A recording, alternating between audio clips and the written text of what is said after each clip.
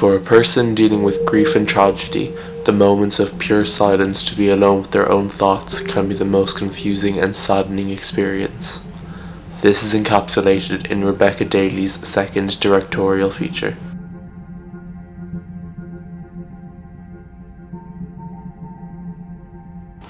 Hi and welcome back to If Looks Could Kill, where we analyse experimental art house cinema and independent horror. Today we will be discussing Mammal from 2016.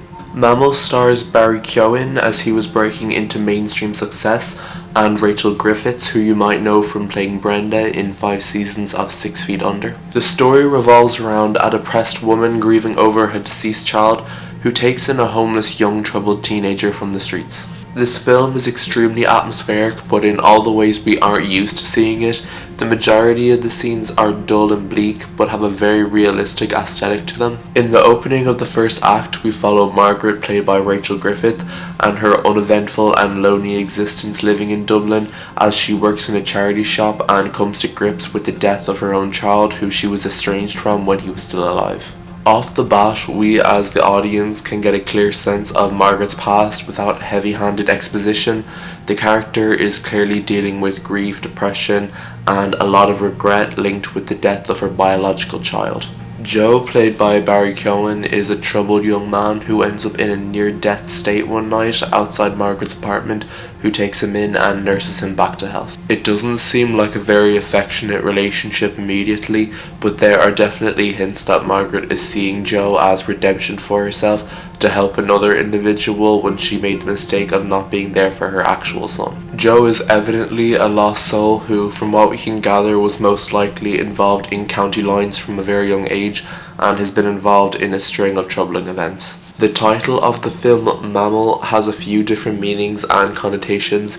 One of the most obvious is how Joe's character is like a stray animal that Margaret takes in and cares for. The title mainly has to do with the idea that there is an animalistic nature about the human species and the similarity in instincts and the need for connection. The film's colour palette is very drained of contrast and contains a small spectrum of textures. This obviously ties in with the themes of the film dealing with loss, grief, and depression.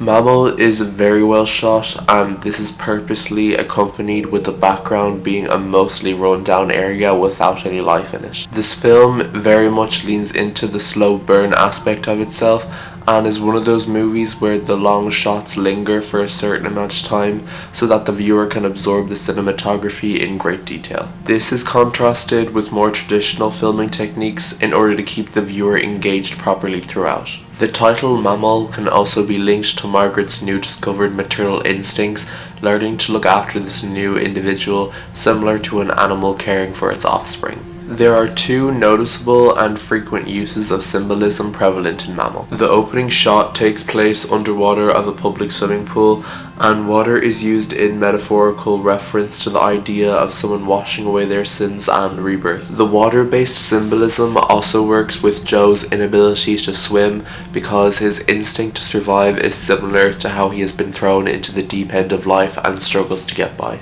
The second prevalent use of symbolism is through foxes and cats that play a part in representing the feral nature of the main character, such as his inability to fend for himself and a constant search for some kind of safe haven. The film plays on the strange sensuality between the 2 characters and pushes the odd tension that exists because of the age gap and the odd circumstances. The scenes that cause sexual tension between the 2 characters reminded me a lot of Normal People because of the awkwardness and the way in which it's shot. Once the film was completed, it made its premiere in Sundance 2016.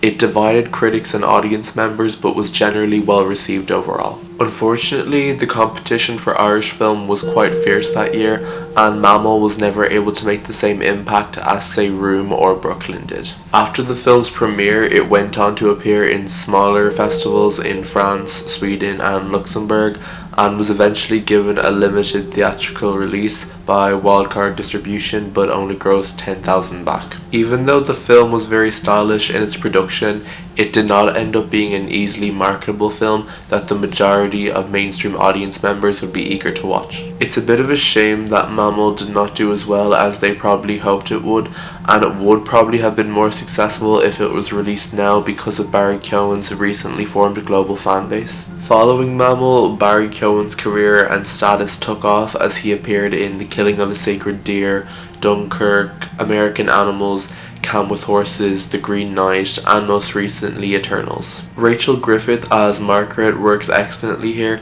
in the type of role that she has never played before and pulls off the Dublin accent quite effortlessly despite being a native Australian. On a concluding note, Mammal establishes many interesting, well-rounded ideas and does not shy away from the dull aspects of grief and motherhood. It's a pity that it went under the radar and didn't receive its full credit, but there's hoping that more people will discover it as a hidden gem as the years go on. Thank you guys so much for watching and listening to my thoughts on Mammal. I would obviously recommend this one for all the reasons I mentioned, and I just think we should be supporting Irish independent creators right now. Please subscribe if you aren't already and tune in again for more videos like this coming very shortly.